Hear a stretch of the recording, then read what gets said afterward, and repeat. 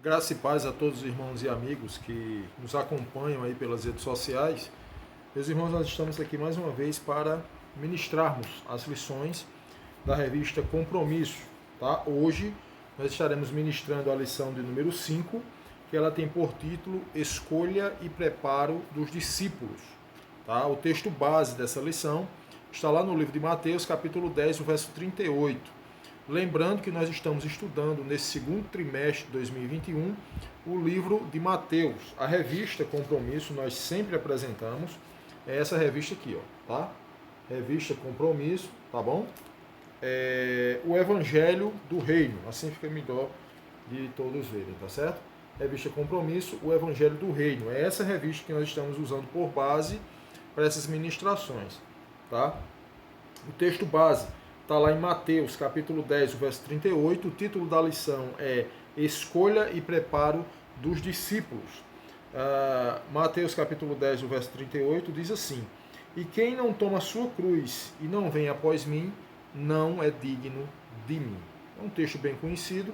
Nós estaremos estudando, pela graça e misericórdia do Senhor, os capítulos 10 e o capítulo 11 do livro de Mateus, tá bom? Vamos orar, pedir a Deus que nos ajude, nos abençoe e nos oriente na ministração dessa palavra, tá bom? Vamos orar. Soberano Deus e nosso eterno Pai, a Ti toda a honra, glória, louvor e adoração, mais uma vez, seja dada ao Teu santo nome. Pai, nós Te louvamos, nós Te agradecemos por mais esse dia e que pedimos, ó Deus, que o Senhor possa estar nos abençoando, nos instruindo, nos ajudando, Deus, para que possamos falar das Tuas grandezas, que tudo que aqui venhamos a falar tem em primeiro lugar a Tua aprovação. Que esse vídeo, ó Deus, que essa lição seja proliferada nas redes sociais e que o maior número de pessoas possíveis possam estudar junto conosco e o Teu nome possa ser glorificado. Nos ajuda, dá-nos a Tua paz, perdoa os nossos pecados, oramos e agradecemos em nome de Jesus. Amém. Então, como nós já falamos, texto base, né? Mateus 10, 38, a escolha e preparo dos discípulos. Então, no capítulo 10 e 11, nós vamos ver, né, que Jesus ele escolhe, né, 12 discípulos. Na verdade, ele determina aos discípulos o que eles vão fazer. E essa lição de hoje vai nos mostrar o que verdadeiramente um discípulo de Cristo faz. Será que o discípulo de Cristo ele faz o que nós estamos vendo muitos que se dizem ser discípulos estão tentando fazer hoje? Existem muitas atrocidades, muitas aberrações que estão sendo pregadas, que estão sendo ministradas, que estão sendo ensinadas, e as pessoas estão afirmando, dizendo que são cristãos, são discípulos de Cristo e estão falando em nome de Cristo. Mas será que verdadeiramente estão? Eu espero que essa lição que nós vamos estudar, a lição de número 5, né, desse segundo trimestre de 2021, venha abrir a nossa mente para sabermos que verdadeiramente um discípulo ele consegue fazer. Tá bom? Então a nossa introdução, ela diz o seguinte: ao se estudar os evangelhos numa sinopse, vê-se que os versículos 5 e 8 do capítulo 10 são peculiares a Mateus. Nós iremos ver nessa introdução o seguinte: a concordância entre os evangelhos sinóticos. Mateus, Marcos, Lucas e João. Tá? O que eu quero primeiramente dizer a vocês é o seguinte: existem textos, como aqui a gente está lendo, os versículos 5 e 8 do capítulo 10, tá? São peculiares, são iguais, ou aparenta ser iguais a Mateus. Os versículos de 9 a 16 têm paralelo com Marcos 6. No relato do envio aos 12 e também em dois diferentes textos de Lucas, a saber no capítulo 9, onde são comissionados os 12 e no 10, quando são enviados os 70. Então a gente precisa analisar o seguinte: vocês poderiam perguntar, mas quem está certo, quem está errado? Todos estão corretos, todos estão certos. A diferença é porque é o seguinte: cada um está narrando com a ótica que viu. É como se eu estivesse com essa revista aqui, tá certo? a mesma revista e eu estou lendo essa parte da frente, mas quando nesse ângulo eu estou lendo essa parte aqui. Quando eu viro a página, tá bom? A pessoa que está daquele lado vai conseguir ler o que eu li, mas de um ângulo diferente. É como se eu estivesse vendo, vamos só colocar aqui como uma ilustração, é como se eu estivesse vendo um acidente automobilístico, e nesse ângulo que eu estou vendo o acidente que a pessoa foi atropelada e está embaixo do veículo. E eu desse ângulo, eu digo, ó, o camarada, ele fraturou as duas pernas.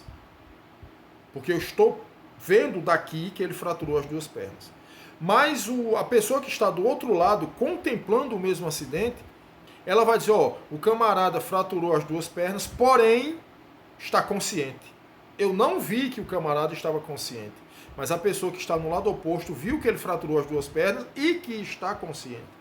No meu ângulo aqui eu vi que a pessoa fraturou as duas pernas e possivelmente morreu, faleceu. Mas a pessoa que está do outro lado, ela vai dizer, não, ele fraturou as duas pernas, mas ele está consciente. Então é para que vocês entendam que um fato, como os evangelhos, fatos que são narrados nos evangelhos, existe a mesma tradução no livro de Lucas e no livro de Mateus, porém com palavras diferentes. Por quê? Porque cada um está vendo de acordo com o ângulo, cada um está vendo de acordo com a sua ótica. Então é preciso a gente entender essa questão, tá certo? Como podemos ver, a Bíblia se completa, descrevendo os mesmos acontecimentos, mas respeitando a narrativa de cada escritor. É o mesmo acontecimento, mas respeita a narrativa de cada escritor. Então, para que a gente... Muitas pessoas dizem, né? Em Lucas fala sobre isso, em Mateus fala sobre o mesmo texto, mas de uma forma diferente. É porque cada um está narrando de uma forma diferente. É simples assim. Cada um está narrando em uma forma diferente, porém o mesmo acontecimento, para que a gente entenda melhor, tá bom? O primeiro ponto da lição diz assim, a nomeação dos 12 líderes, está lá em Mateus 10, de 2 a 5, tá? Como já referi anteriormente, os 12 apóstolos tiveram um seminário intensivo de 3 anos. Os 12 conviveram 24 horas com Jesus. Um seminário intensivo com o mestre. 24 horas por dia. A convivência, as conversas, os ensinos, os milagres, as incompreensões e creio também que algumas brincadeiras para descontrair. É isso aqui que muitas pessoas não entendem. Tem pessoas que dizem o seguinte, Jesus era carrancudo. Jesus, por ser o Deus encarnado, ele era muito sério. Eu entendo que Jesus era simpático. Jesus ele era carismático. Sabe por quê? Porque a Bíblia relata uma situação em que os discípulos tiveram de barrar algumas crianças para que não chegassem perto de Jesus. E Jesus ordenou que as crianças fossem até ele, porque das tais era o reino dos céus. Eu pergunto a você que está me vendo, será que uma criança que é o ser mais sincero que existe, se a criança olhar para você e ver que você é uma pessoa feia, ela vai dizer, essa pessoa é feia. Se ela olhar para você e ver que você é uma pessoa engraçada, ela vai dizer, você é uma pessoa engraçada. Se ela olhar para você e ver sua blusa rasgada, ela vai dizer, tua blusa está rasgada. Ela é sincera. Será que um ser, acredito que na nossa atualidade o mais sincero que existe é a criança, iria estar atrás de uma pessoa carrancuda, cabisbaixa, cara feia, emburrada? Não. A criança não iria fazer isso. Então Jesus ele era carismático, Jesus ele era atencioso, Jesus ele era receptivo, tá certo? E nesse meio dessa convivência entre ele e os 12, existia, como diz aqui, tá? A convivência durante 3 anos, as conversas, os ensinos, os milagres, as incompreensões e também algumas brincadeiras, claro que brincadeiras sadias que não iam, né, na verdade, blasfemar o nome do Senhor, tá certo? Mas existia sim, era uma convivência humana. Jesus, ele era Deus encarnado, mas por que um Deus encarnado? Porque Deus, na sua condição plena como um ser todo-poderoso, ele jamais poderia entender o homem se ele não se tornasse carne. Já imaginou? A Bíblia diz que a tristeza na presença do Senhor, ela salta de alegria. Já imaginou um Deus que não chora? Um Deus que não sente dor? Um Deus que não sente tristeza? Compreender um ser humano como Davi Pérez, que chora, que sente tristeza, que se irrita? Como um Deus todo-poderoso poderia entender um ser humano se ele não se tornasse um ser humano? Então a gente precisa entender que Jesus, mesmo sendo Deus encarnado, ele viveu nessa terra durante 33 anos como um ser humano, tendo o seu lado divino, que era o Deus encarnado, mas também vivendo como um ser humano, tendo as necessidades de um ser humano. Nós não pensamos, não analisamos Jesus comendo, nós não analisamos Jesus bebendo água, nós não analisamos Jesus fazendo suas necessidades fisiológicas. A gente não imagina, porque a gente só imagina ele como sendo Deus encarnado. Mas ele estava como humano, como homem nessa terra e só não pecou. Mas todas as coisas que são provenientes aos seres humanos, Jesus Cristo, ele participou. Tá bom? Então, para que isso fique bem claro, tá? Tudo contribuiu para o preparo dos 12. Tudo isso que a gente viu, os ensinos, as brincadeiras, contribuiu para o preparo dos 12. Mesmo assim, depois de toda essa caminhada, acaba jogando tudo para o alto e trai o líder maior, que no caso foi Judas, né? Participou de tudo isso, viveu intensamente ao lado do mestre, mas no final de todas as coisas, traiu Jesus, tá?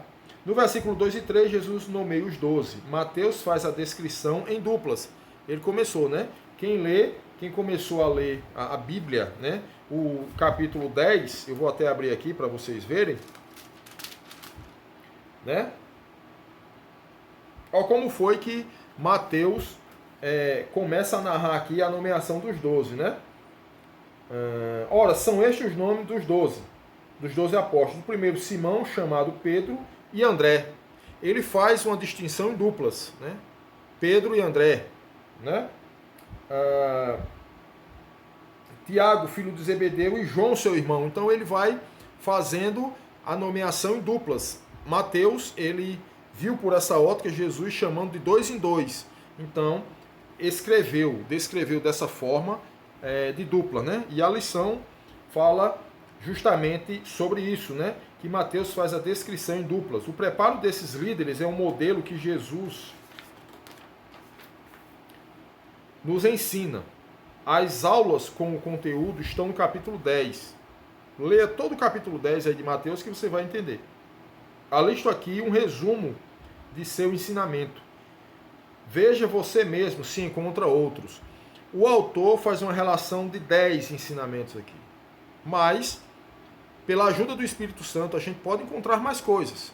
Então o autor mesmo dá a dica. Se você encontrar, descreva. Fala aí nos comentários, tá? Desse vídeo, o que você conseguiu enxergar além do autor da lição.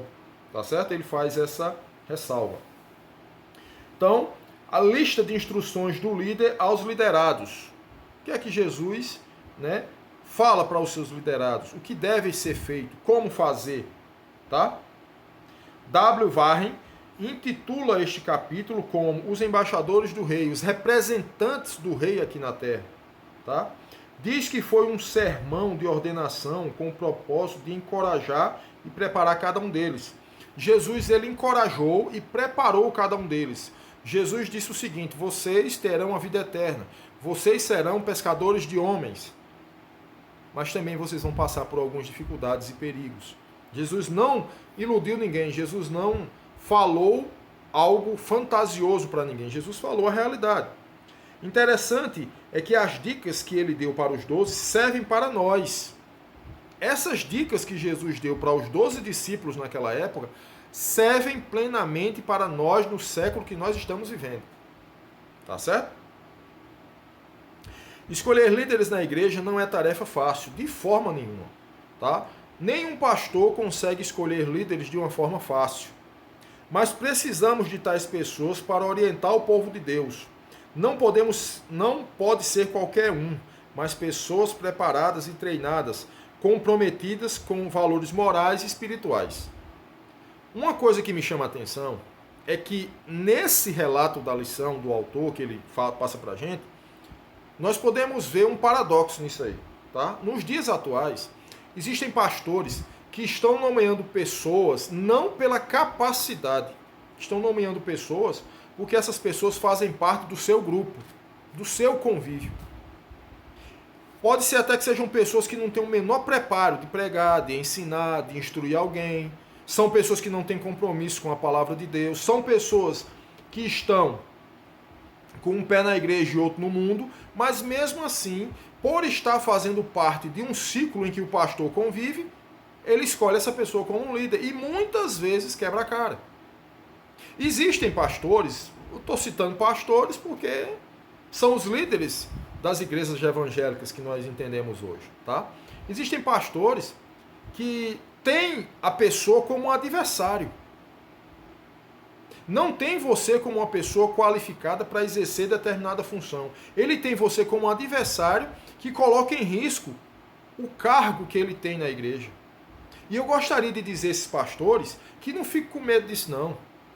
Se chegar na sua igreja, pastor, uma pessoa que tem capacidade, uma pessoa que ensina, uma pessoa que prega, uma pessoa que sabe instruir, uma pessoa que você sabe que ela tem entendimento das escrituras, mesmo sem ser pastor, e ela tem a condição plena de contribuir para o reino de Deus, meu irmão, não deixa essa pessoa sair da sua igreja não. Ajude, estenda a mão, traga ela para trabalhar em prol do reino. Por quê? Porque isso que você tem hoje não é um emprego. A sua função dentro da igreja, você não é empregado da igreja, não. Isso é um sacerdócio. Isso é um ministério. E você, pastor, sozinho, não vai conseguir fazer nada. Você não vai conseguir ir muito longe, não. Sabe por quê? Porque cada um precisa um do outro. Cada um de nós precisa um do outro. Eu preciso do meu pastor precisa de mim, precisa de outros irmãos precisam dele. E assim é a vida cristã. O que não pode é o pastor querer se colocar como sendo o top na igreja. Ele não vai conseguir fazer tudo sozinho. Ele vai ter de definir tarefas. Você vai fazer isso, você vai fazer aquilo. E, tá certo, muitas vezes ele vai colocar pessoas que são contrários ao que ele pensa. Mas é uma contrariedade que não vai prejudicar o reino. Pelo contrário, é uma contrariedade de ideias. A pessoa não pensa igual o pastor, a pessoa não pensa igual o líder, a pessoa pensa diferente. Mas essa pessoa que pensa diferente, ela vai contribuir para o engrandecimento do reino de Deus aqui na terra. Não é um fariseu, não é um herege. São pessoas, como qualquer um de nós, que temos opiniões diferentes, porém estamos juntos pelo mesmo propósito, que é o engrandecimento do reino dos céus. Então existem pastores e líderes que estão convidando pessoas para participarem do seu ministério, mas que não têm o menor compromisso com a palavra de Deus. Isso é muito perigoso, tá? Pessoas que sejam exemplos de vida para todos. A liderança é uma caminhada solitária onde ajudamos as pessoas a conhecer Cristo e a caminhar com eles, tá? Mas o líder mesmo fica só. O líder mesmo ele fica só. Ele instrui, orienta e capacita pessoas. Orienta, né? Quem capacita na verdade é o Espírito Santo de Deus. Mas o líder ele fica sozinho. O preço é alto, tá? Mas vale a pena porque estamos servindo ao Rei dos Reis. Vamos às lições do mestre. O que foi que Jesus disse? O que foi que Jesus estipulou? O que foi que Jesus orientou os discípulos a fazerem? São 10 pontos, tá? O primeiro ponto são 10 pontos. O primeiro ponto, Jesus orientou a fazer o quê? Autoridade. Ele deu autoridade aos seus discípulos. A autoridade é o direito ou o poder de ordenar, de decidir, de atuar, de se fazer obedecer. Vem da palavra latina auctoritas, de autor, né? Que significa fazer crescer. Autoridade não é grito. Autoridade não é ditadura. Autoridade não é impor. Autoridade é fazer crescer. Autoridade é você que é líder de uma igreja entender que você sozinho não vai fazer muita coisa não. Mas você tem de trazer pessoas para o seu convívio que vai ajudar o reino de Deus a crescer nessa terra. É isso o que o autor está dizendo. A palavra usada no grego é exousia. se refere à autoridade ou ao poder espiritual de Jesus Cristo. Não é o poder de quem manda, fala mais alto ou é mais forte. É o poder com autoridade de vida, porque prega e vive o que diz.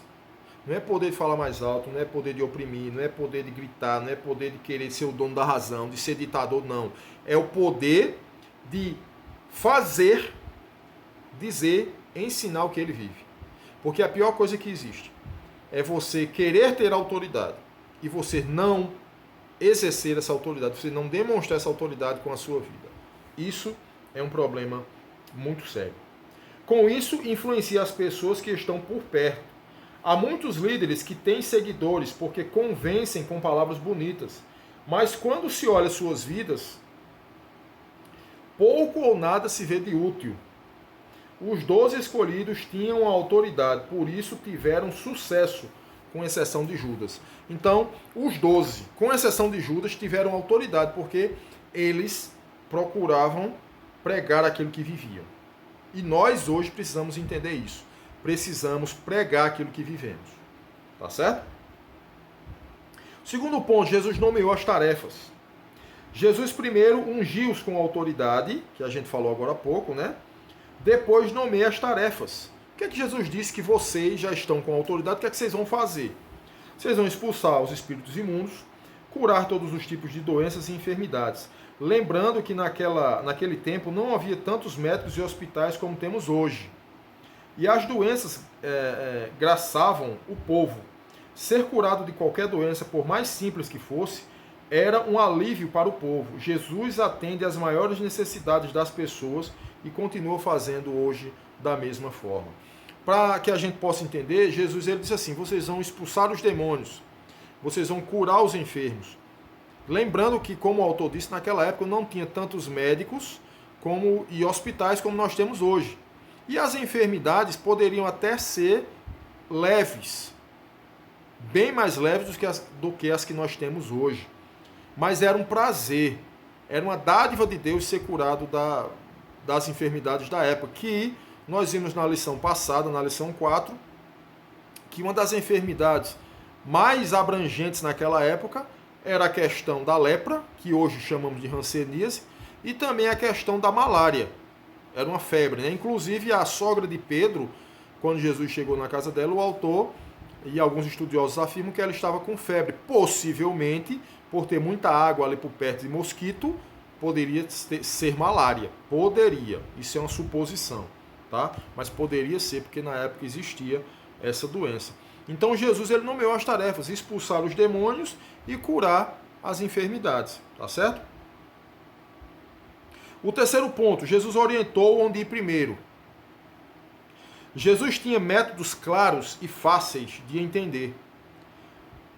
Pede para não ir aos gentios, anunciar primeiro os judeus, aos de casa, depois sim anunciar aos demais.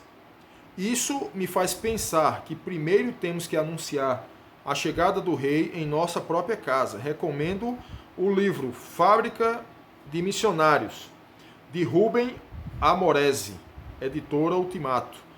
O autor enfatiza que é o lar cristão a maior fábrica de missionários. Então, muitas vezes, a gente faz o seguinte: a gente pensa em ser missionário, né? Existem crianças hoje dizendo, eu quero ser missionário. Isso é muito bom, tá? Na lição passada, nós vimos o próprio Jesus dizer que a seara é grande, mas são poucos os ceifeiros, tá? Se a gente analisar direitinho, hoje em dia, na época que eu era adolescente e na minha juventude, eu me lembro que a igreja que eu fazia parte, a igreja disputava se ia pagar o seminário para um membro da igreja que decidisse estudar teologia. Era um prazer da igreja fazer isso. Hoje a gente não vê. Como eu disse, a gente vê os líderes religiosos tendo as pessoas que são capacitadas como adversários, como um perigo de tomar o seu emprego, que não é emprego, é um sacerdócio. Tá certo? Não é emprego. Não é emprego. É um sacerdócio, é um ofício. É algo que o Senhor depositou, é a confiança que o Senhor depositou para que você seja um líder, para orientar pessoas. Tá certo? Então, o nosso lar é uma fábrica de missionários. Devemos começar pelo lar. E o mais interessante é que É no lar, meus irmãos, que as pessoas conhecem a gente. As pessoas sabem verdadeiramente quem nós somos. As pessoas sabem verdadeiramente o que nós fazemos. É difícil. É muito difícil. Tá? O quarto ponto. Orientou sobre o que falar. Tá? No versículo 7. E indo pregar dizendo, o reino dos céus chegou. Com a palavra de anúncio, mostravam os milagres de cura e libertação. Não era uma enrolação. Não era uma enrolação. Tá? No discurso, como temos alguns hoje, mas uma mensagem clara e bíblica. Essa foi uma orientação simples, mas precisa, que dava segurança aos discípulos e autoridade diante do povo. Anunciar o reino de Deus. Eu estive conversando semana passada com uma pessoa e dizendo a ela, parece que não existe mais inferno. Parece que ninguém vai mais para o céu. Parece que iremos viver eternamente nessa terra. Nós não estamos preocupados mais em pregar o Evangelho. Nós não estamos mais preocupados em falar as verdades do Evangelho. Não estamos mais preocupados em dizer que Jesus salva. Não estamos mais preocupados em dizer que o homem, se ele não se arrepender dos seus pecados e morrer nessa condição com os pecados, sem se arrepender, ele vai para o inferno.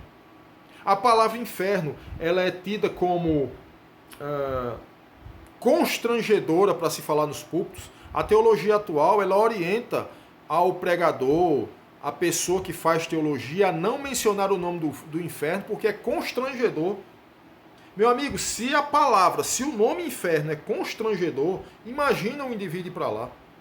Imagina um indivíduo passar a eternidade no inferno.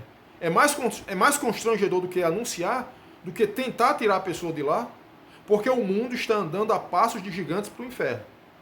Não se iluda com isso não, tá certo? Estamos vendo aí o pecado alastrando-se no planeta. Estamos vendo aí a corrupção alastrando-se no planeta. Estamos vendo aí a torta e a direita. Homens se casando com homens e mulheres se casando com mulheres, dizendo que isso é normal. Não porque eu nasci assim, Deus me criou assim, meu irmão. Cadê a igreja para alertar o povo? Será que a igreja está só preocupada em dinheiro?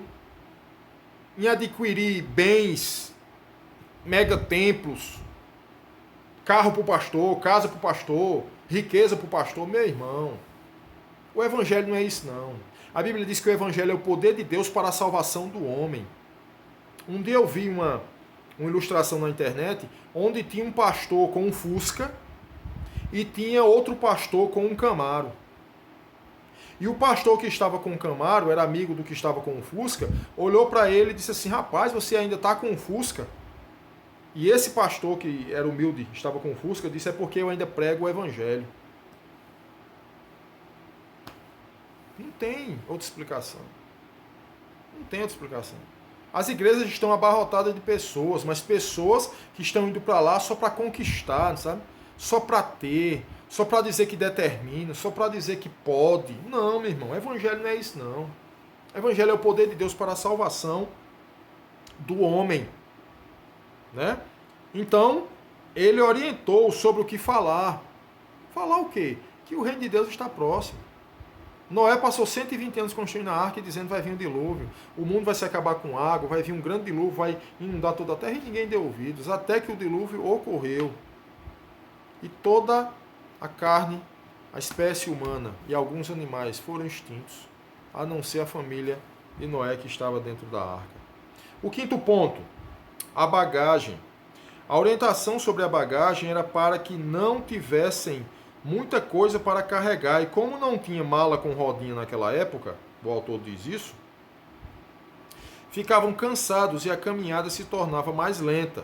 Quando Jesus disse, não leve nada, não é porque Jesus quisesse que os discípulos fossem miseráveis ou ficassem mendigando um e a outro.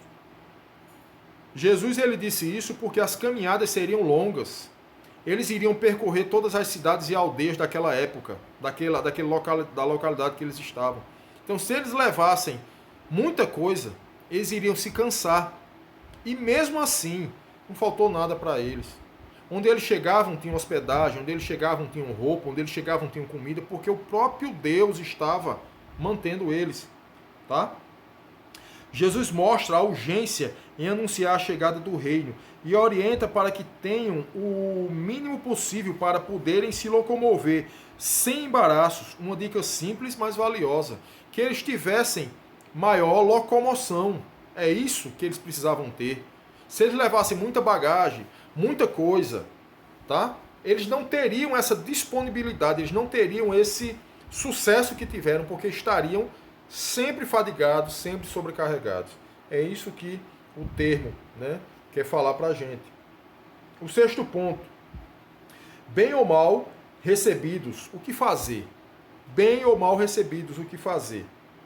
Mesmo levando boas novas de salvação, Jesus avisa que em alguns lugares seriam muito bem recebidos. Eles seriam bem recebidos. E em outros não. Ser hospitaleiro é um dom do Espírito. Há lares, por mais simples que sejam, oferecem uma hospedagem onde o anunciador se sente à vontade e ali é abençoado e abençoa. Existem lares que são hospitaleiros. Existem locais que você chega, você sente a paz. Você sente uma diferença. E existem locais que você chega, que você sente aquele clima pesado, aquela dificuldade até de você estar ali. Porque as pessoas não são hospitaleiras. Em compensação, há lares que o fazem por obrigação e não oferecem um clima agradável de companheirismo e amor cristão. Existem lares que as pessoas recebem você por uma obrigação, por um peso, porque tá devendo um favor, coisa desse tipo. Não. Seja hospitaleiro. E outra observação, tá? E você que vai ser hospedado na casa de alguém, coloque uma coisa na sua cabeça. Siga o ritmo daquela casa. Não adianta, tá certo? Eu dizer que vou pregar o evangelho ou que eu vou... Vamos esquecer aqui a pregação do evangelho. Vamos dizer, eu vou passar um final de semana na casa de um cunhado meu. Certo? O meu cunhado, a hospitalidade que ele vai me oferecer vai ser de acordo com a pessoa que eu sou. Se eu for uma pessoa estragada, se eu for uma pessoa que vem atrapalhar o andamento do lar dele, porque cada pessoa tem seu ritmo de vida, tem seu jeito de viver, tem seu modo de viver, tem seu modo de organizar suas coisas. Ninguém é igual. Por isso nós somos chamados de indivíduos. É a capacidade de ser individual. Se eu for para a casa de um cunhado meu, de um primo meu, do meu pai, mesmo sendo meu pai e minha mãe, eu preciso obedecer às regras daquela casa. Se eu fizer isso, eu vou ser bem recebido. Mas se eu não fizer, meu irmão, eu vou me tornar um peso na vida daquela pessoa. E não tem hospitalidade alguma que faça com que você seja bem tratado lá. Então precisamos também colocar em xeque isso aí. Eu quero ser bem tratado, eu preciso me adequar às orientações, ao ritmo daquela casa lá. Porque assim eu vou ser bem tratado. Mas eu já chego na casa da pessoa abrindo geladeira, querendo botar troço do meu jeito, tirando o troço daqui, tirando o troço dali, arrumando do meu jeito. Não, meu irmão. Seja prudente. Entenda que você está em terra alheia. Você precisa de um apoio, e nesse apoio que você precisa, você tem de dançar de acordo com a música. É isso que a palavra de Deus também diz. Tá certo? O sétimo ponto. Avisou sobre relacionamentos. Tá? Avisa que cada um deles é como uma ovelha indo para o meio dos lobos. Jesus não deixou ninguém enganado, não. Jesus, eu estou enviando vocês para o meio dos lobos. Orienta para que sejam simples como as pombas e astuto como as serpentes. Astuto é a pessoa que não se deixa enganar com facilidade. Não é a pessoa que enrola. Não é a pessoa sabida, que só quer levar vantagem. Não, não é isso. É a pessoa que não é enganada facilmente. E é como dizer, a honra de ser embaixador do rei é grande, mas as dificuldades vão aparecer. Se prepare. Os ataques virão e de pessoas que você menos espera. Pode ter certeza, meu irmão. Os ataques virão de pessoas que você menos espera. Pode ser uma pessoa de dentro da sua casa, pode ser um irmão seu, pode ser seu pai, pode ser sua mãe, pode ser quem você menos espera. Tenha cuidado. Peça orientação a Deus, tá? O oitavo ponto. Alertou sobre traição e perseguição. Mesmo com a melhor mensagem e as melhores intenções, o anunciador do reino sofrerá traição e perseguição. Mas Jesus anima seus alunos a não temerem, porque diante do tribunal, mesmo sem advogado humano, terão o advogado divino, colocando palavras de sabedoria em suas mentes, para testemunharem do reino. Enfatiza cada discípulo a ser como o seu Senhor. Olha o que a palavra diz, olha o que a lição diz. Alertou sobre traição e perseguição, vai haver. Se preocupe não. Você é um bom líder, você está tentando fazer a vontade de Deus, você está tentando fazer com que o reino de Deus cresça nessa terra, vai existir tentações e perseguições e traições. Nem se iluda. Peça todos os dias orientação ao Senhor, tá certo? O 9º ponto, adverte sobre a quem temer. A aula segue orientando-os a não ter medo, mas quem não o tem? Quem não tem medo? Nós temos medo de alguma coisa nessa terra. Jesus ensina a diferenciar o medo. Fala que cada um deles não deve ter medo do inimigo, que pode destruir o corpo, mas que pode destruir a alma e ir para o inferno. É quando ele diz, né, não tem mais aqueles que podem destruir o corpo, mas não podem destruir a alma. Antes, tem mais aquele que pode tanto destruir o corpo, como enviar o corpo e a alma para o inferno. Isso é a orientação de Jesus. Compara o passarinho que cai e morre, mas Deus está no controle. Ou um fio de cabelo da cabeça, quando diz que todos os fios de cabelo da nossa cabeça estão contados. Ora, se ele se preocupa com um simples pássaro ou um fio de cabelo, quanto mais com o ser humano, que é feito à sua imagem e semelhança. Se Deus se preocupa com um fio de cabelo nosso, que todos estão contados, se preocupa com um pardal, se preocupa com uma vegetação, com os lírios do campo, que ninguém plantou, mas ele nasceu ali, é obra do Senhor. Imagina com nós, que somos imagem e semelhança do Criador. Portanto, coragem, vão em frente que estou com vocês. Esta é a mensagem que o grande líder passa nesse momento. Caminhe, meu irmão. Dificuldade vai ter, problema vai ter, mas o Senhor, ele é conosco, tá certo? O 10º ponto, desafia cada um a confessar o reinado de Deus em sua vida. Ele desafia cada um a confessar que Jesus é Senhor da nossa vida. O versículo 38, que é o texto áureo, né, sintetiza todo o curso dado em 3 anos e resumido neste capítulo. Servir a Cristo não é sacrifício, pois estamos seguindo o único líder que nos leva à presença de Deus. Não é sacrifício, não. Tá certo? Servir a Deus é um privilégio, é um prazer, porque Ele nos leva, servir a Jesus, Ele nos leva até Deus. Os discípulos entenderam e colocaram em prática os ensinamentos. Todos os discípulos entenderam, exceto Judas, né? Que no meio do caminho tirou a sua própria vida. As instruções continuam em Mateus 11. No capítulo 11, de 1 a 19, vemos a narrativa da prisão de João Batista, simplesmente por ter denunciado corajosamente o casamento adúltero de Herodes Antipas com Herodias, a cunhada dele. Ele disse que aquela mulher não era mulher de Herodes. Herodes era o rei da época, era o monarca, era quem mandava. Mas ele corajosamente denunciou o pecado. Ele ali não quis denunciar Herodes, dizer que Herodes não prestava, não. Ele mandou que ele se arrependesse. Tá certo? Mesmo preso e sabendo das realizações de Jesus, João manda seus discípulos averiguarem logo se ele é mesmo quem haveria de vir. E a resposta de Jesus é clara.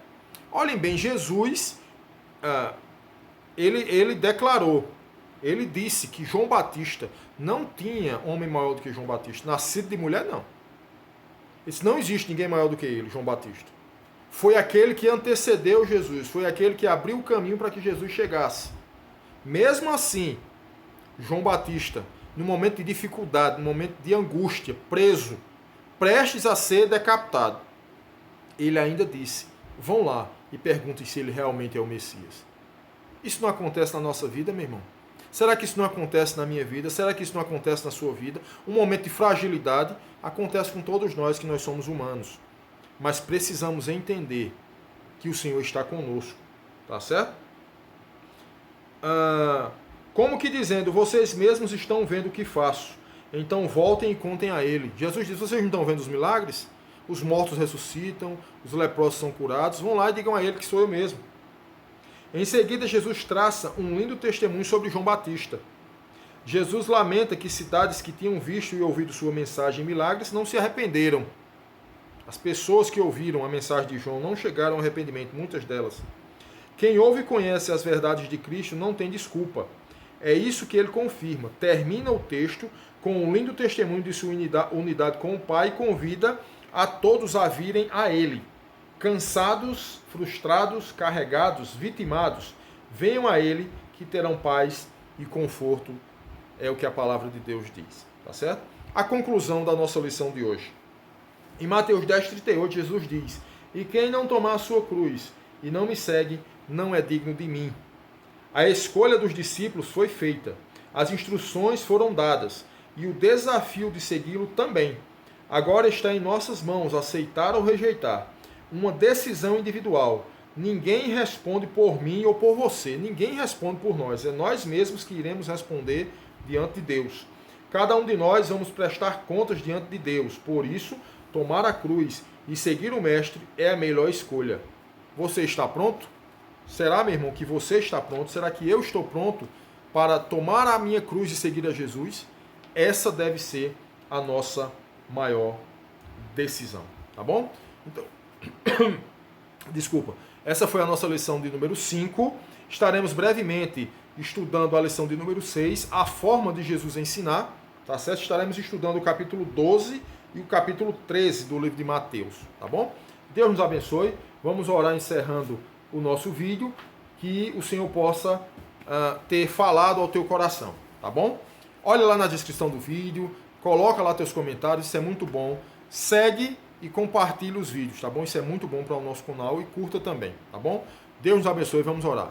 Soberano Deus e nosso eterno Pai, muito obrigado por essa oportunidade. Obrigado por estarmos aqui e obrigado, Deus, por ter o privilégio de ministrar a tua palavra. Deus, abençoa as pessoas que estarão vendo e ouvindo esse vídeo. Que vidas sejam transformadas.